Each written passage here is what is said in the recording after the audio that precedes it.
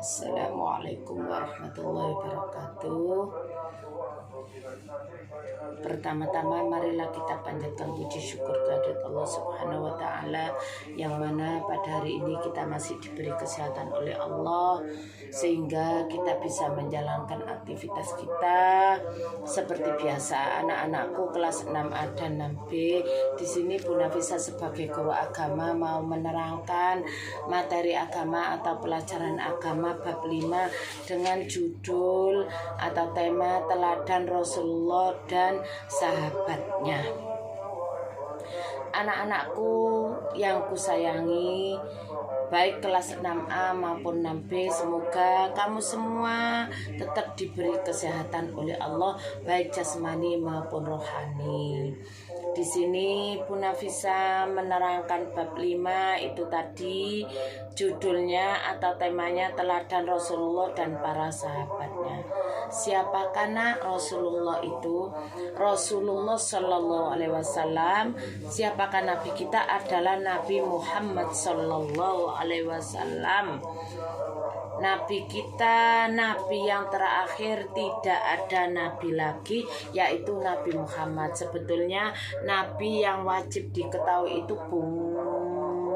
banyak, beratus-ratus ribu, tapi yang wajib diketahui hanyalah ada 25 nabi, termasuk Nabi Muhammad, nabi kita, suri tauladan atau contoh yang wajib kita teladani sebagai umatnya, wajib kita contoh. Ya, contohnya menyontoh akhlak terpuji, yaitu di sini Rasulullah mempunyai gelar Al-Amin. Rasulullah itu seorang yang jujur. Jujur itu apa nak? Berkata apa adanya, tidak menambahi, tidak mengurangi, baik dalam perkataan maupun dalam perbuatan, sehingga Rasulullah mempunyai gelar Al-Amin. Bu Nafisa mau menerangkan tentang kisah Rasulullah atau Nabi Muhammad Sallallahu Alaihi Wasallam. Nabi Muhammad Sallallahu Alaihi Wasallam dilahirkan pada tanggal 12 Rabiul Awal tahun Gajah, bertepatan pada hari Senin. Ibunya Nabi Muhammad bernama Siti Aminah, sedangkan ayahnya bernama Abdullah. Istrinya bernama Siti Khadijah. Anaknya Nabi Muhammad atau anaknya Rasulullah itu ada 7, dari istrinya Siti Khadijah 3 perempuan, 4 laki-laki. Siapa saja Bu nama-nama anak Rasulullah itu? 1 yaitu Ruqayyah, 2 Zainab, 3 Ummi Kulsum, 4 Fatimah. Yang laki-laki 1 adalah Qasim, 2 Abdullah, 3 Ibrahim. Anak-anakku yang kusayangi dan kubanggakan, di sini Nabi Muhammad tadi sudah saya terangkan lahir pada tanggal 12 Rabiul Awal, hari Senin tahun Gajah. Ayahnya bernama Abdullah. Nabi Muhammad ketika lahir sudah tidak mempunyai ayah. Ketika ada di dalam kandungan, ayahnya sudah meninggal. Berarti Nabi Muhammad itu adalah seorang yatim. Ya. Tidak lahir sudah tidak mempunyai ayah, sudah tidak tahu ayahnya. Ketika usia 6 tahun ditinggallah ibunya. Jadi Nabi Muhammad usia 6 tahun sudah tidak punya kedua orang tua, alias yatim piatu. Makanya Nabi Muhammad itu sangat menyayangi kepada anak yatim piatu. Tapi lihat-lihat nak, ya, anak yatim itu kadang ada kehidupannya yang tiap hari sudah ada yang menanggung. Misalkan untuk sudah ada yang menanggung, untuk sekolah, biaya sekolah atau sakunya tiap hari sudah ada yang menanggung, fasilitas rumah ada. Itu terus Bagaimana Bu cara menyayangi? Ya kita tetap menyayangi, tapi ada yang lebih membutuhkan. Kadang kamu punya teman, maaf loh ya maaf, bukan anak SDN Banyurip 6. Kadang kamu punya teman anak yang sangat fakir miskin, nggak punya banget. Jangankan dibuat sangu sekolah tiap hari, dibuat makan tiap hari aja kadang nggak ada. Nah, orang yang seperti ini, anak yang seperti ini, teman yang seperti ini, wajib kita bantu. Tapi tetap kita juga tetap menyayangi, tidak boleh dikucilkan, tidak boleh kita membenci. Kita menirukan Rasulullah Shallallahu Alaihi Wasallam atau Nabi Muhammad. Kita harus saling sayang menyayangi, saling mengasihi dan saling menghormati kepada satu dengan yang lainnya. Intinya mempunyai sifat toleransi, menirukan suri tauladan Nabi Muhammad Sallallahu Alaihi Wasallam.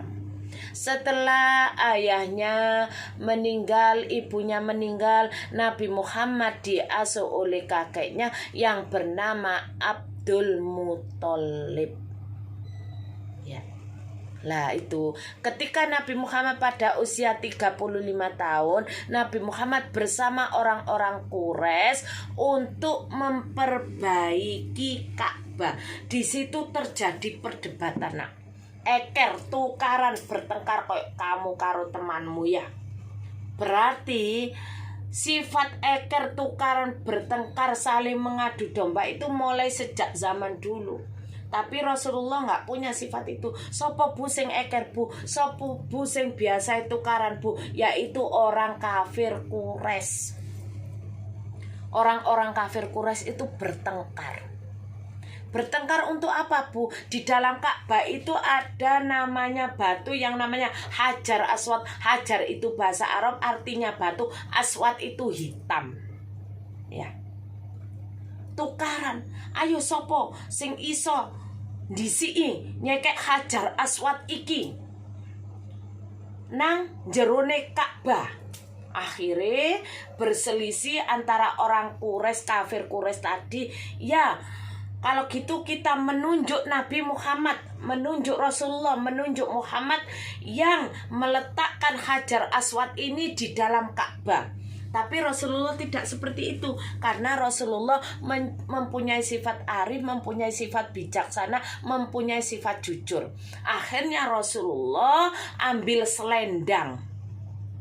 Selendang itu segi 4, ada ujungnya 4 kanan kiri. Ya. Lah terus diletakkanlah selendang itu, akhirnya Hajar Aswad ditaruh di situ. Siapa yang pertama kali meletakkan Hajar Aswad di dalam Ka'bah itu, yaitulah orang yang pertama kali. Ternyata di situ tidak jadi perselisihan. Yang meletakkan pertama kali batu Hajar Aswad setelah Ka'bah diperbaiki tadi, yaitu Nabi Muhammad Sallallahu Alaihi Wasallam. Lah dari situlah akhirnya tidak terjadi perselisihan, tidak terjadi bunuh-membunuh antara orang kafir Quraisy. Gak rebutan meneh sopo sing pertama kali nyekek Hajar Aswad iku, sopo sing pertama kali nyekek watu nang Ka'bah itu. Lah terjadilah sesuai yang diinginkan oleh orang kafir Quraisy. Ternyata orang yang pertama kali meletakkan Hajar Aswad di dalam Ka'bah yaitu Nabi Muhammad Sallallahu Alaihi Wasallam.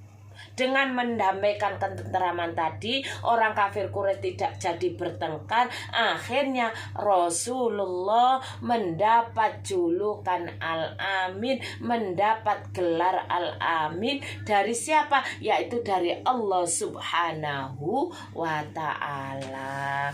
2, yaitu Nabi Muhammad sebagai pembawa rahmat bagi alam semesta. Maksudnya bagaimana Bu? Di sini Nabi Muhammad Sallallahu Alaihi Wasallam membawa rahmat adalah membawa kebahagiaan. Tidak terjadi terjadi perselisihan antara orang kafir dan Quraisy. Nabi Muhammad juga mengajak kaumnya untuk